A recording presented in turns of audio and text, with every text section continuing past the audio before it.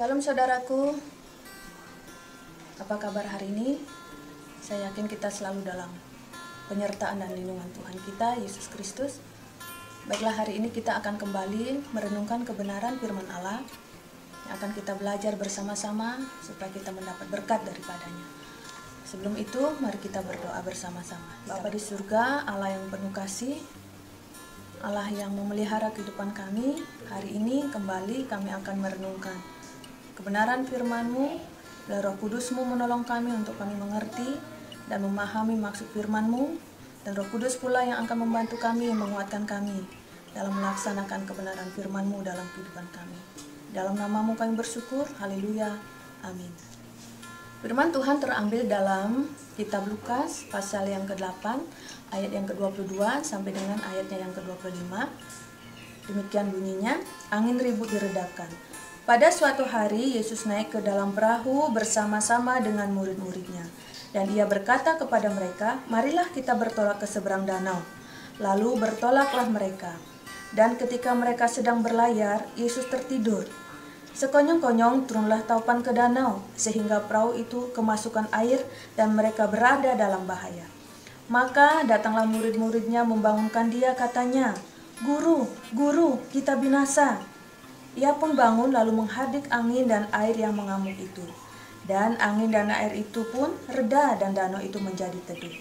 Lalu katanya kepada mereka, "Di manakah kepercayaanmu?" Maka takutlah mereka dan heran, lalu berkata seorang kepada yang lain, "Siapa gerangan orang ini sehingga yang memberi perintah kepada angin dan air dan mereka taat kepadanya?" Saya memberi tema pada renungan firman Tuhan ini adalah didikan Yesus di masa sulit.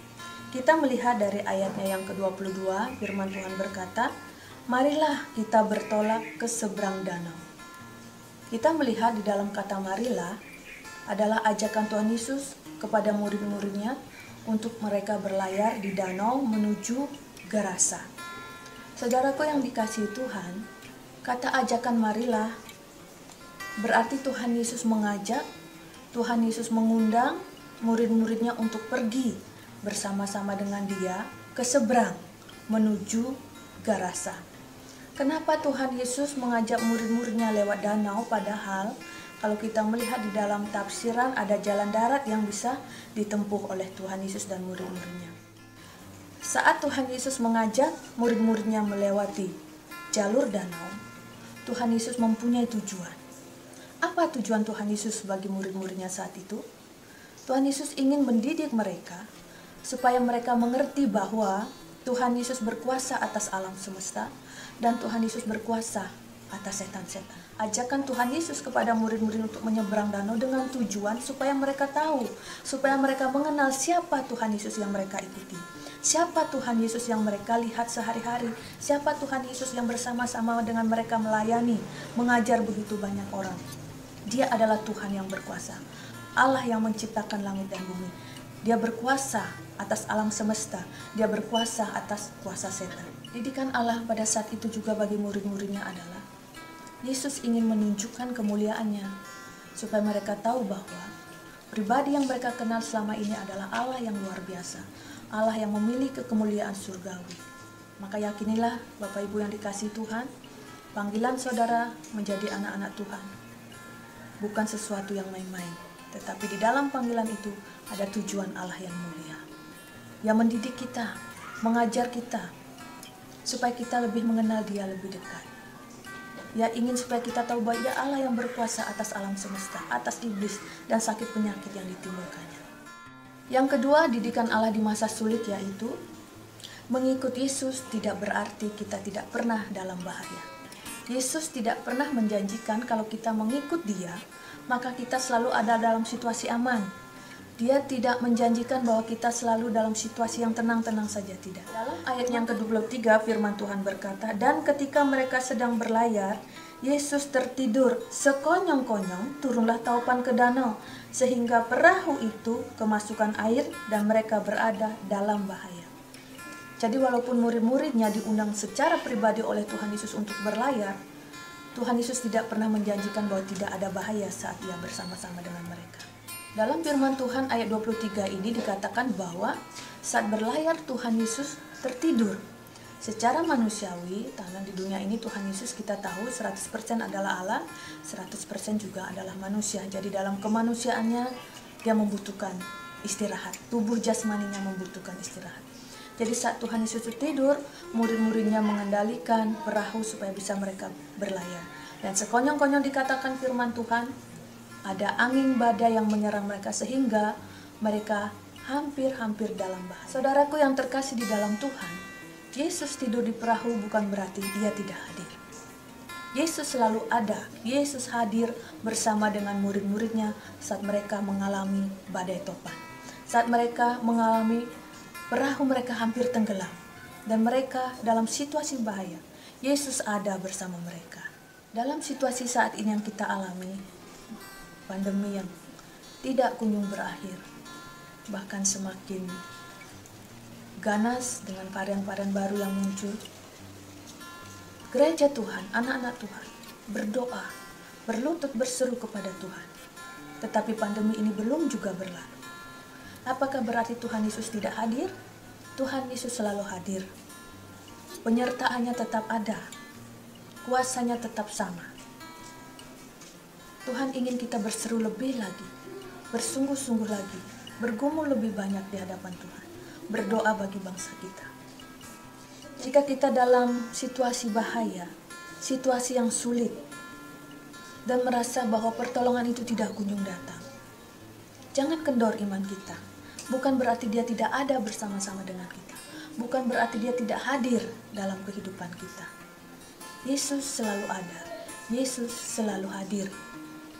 Dan ia melihat, ia tahu apa yang terjadi di dalam kehidupan kita. Ini didikan di masa sulit. Jadi Tuhan Yesus tidak pernah berjanji bahwa kita tidak pernah dalam bahaya. Tetapi yang kita pelajari dari firman Tuhan ini adalah Ia selalu hadir, Ia selalu menyertai kita. Dalam ayat yang ke-24 dan 25, firman Tuhan berkata, "Maka datanglah murid-muridnya membangunkan dia, katanya, 'Guru, guru, kita binasa.' Ia pun bangun lalu menghardik angin dan air yang mengamuk itu. Dan angin dan air itu pun reda, danau itu menjadi teduh. Lalu katanya kepada mereka, 'Di manakah kepercayaanmu?' Maka takutlah mereka dan heran, lalu berkata seorang kepada yang lain, 'Siapa gerangan orang ini, sehingga ia memerintah kepada angin dan air, dan mereka taat kepada.'" Didikan Allah yang ketiga adalah Ia menuntut kepercayaan penuh di dalam diri kita saat kita mengiring Dia sebagai Tuhan dan Juru Selamat kita. Murid-muridnya sudah lama bergaul dengan Tuhan Yesus, dan banyak perkara, banyak mujizat yang Tuhan tunjukkan kepada mereka yang membuktikan bahwa Dia adalah Allah, yang membuktikan bahwa Dia berkuasa. Tetapi saat mereka ada dalam bahaya, mereka menjadi ragu, mereka menjadi takut. Firman Tuhan berkata mereka sangat ketakutan dan membangunkan Tuhan. Saat murid-muridnya datang untuk membangunkan Tuhan Yesus, "Guru, guru, kita binasa." Yesus tahu di dalam nada suara itu ada kekhawatiran, ada ketidakpercayaan, ada keraguan-raguan. Jadi saat itu Tuhan Yesus bangun, menghardik angin itu, dan angin itu pun menjadi reda. Apa kata Tuhan Yesus setelah menolong mereka dalam situasi bahaya itu? "Di manakah kepercayaanmu? Mengapa kamu takut? Mengapa kamu tidak percaya?" Apa reaksi murid-murid saat itu? Mereka heran. Mereka bertanya-tanya seorang terhadap yang, "Siapa gerangan orang ini?" Sehingga angin dan danau pun taat kepadanya. Murid-muridnya belum mengenal dengan lebih dekat siapa Yesus yang mereka ikuti. Seperti yang saya katakan tadi, didikan di masa sulit, Tuhan Yesus ingin supaya murid-muridnya mengenal Dia lebih dekat. Dia Allah yang berkuasa, Allah yang sanggup melakukan segala perkara. Jadi Allah menuntut pribadi murid-muridnya supaya percaya penuh kepada Tuhan Yesus. Demikian juga bagi kita yang telah dipanggil oleh Allah secara khusus, supaya kita lebih lekat mengenal Dia, supaya kita memiliki kepercayaan penuh kepada Dia, sungguh-sungguh meyakini bahwa Dia Allah yang berkuasa, Allah yang sanggup melakukan segala perkara. Jadi saudaraku yang terkasih, dalam renungan kali ini dengan tema didikan Yesus di masa sulit, yang pertama yang perlu kita ketahui adalah bahwa Tuhan Yesus memanggil kita dengan tujuan supaya kita tahu bahwa Ia adalah Allah yang berkuasa atas alam semesta. Ia berkuasa atas iblis dan segala sakit penyakit yang ditimbulkannya. Didikan yang kedua adalah mengikut Yesus tidak berarti kita tidak pernah dalam bahaya. Tapi yang kita perlu tahu adalah penyertaan dan kehadiran Tuhan Yesus sempurna bagi kehidupan kita. Didikan di masa sulit yang ketiga adalah Yesus menuntut kepercayaan penuh dari kita. Karena itu, marilah kita selalu bersandar, berpengharapan hanya kepada Tuhan kita Yesus Kristus. Semoga pandemi ini tetap segera berlalu dan kita tetap dalam lindungan Tuhan dan tetap dengan sabar, tekun melaksanakan protokol kesehatan yang dianjurkan oleh pemerintah untuk memutus mata rantai COVID-19. Semoga kita bertemu dalam situasi bebas dari pandemi COVID-19. Tuhan Yesus memberkati.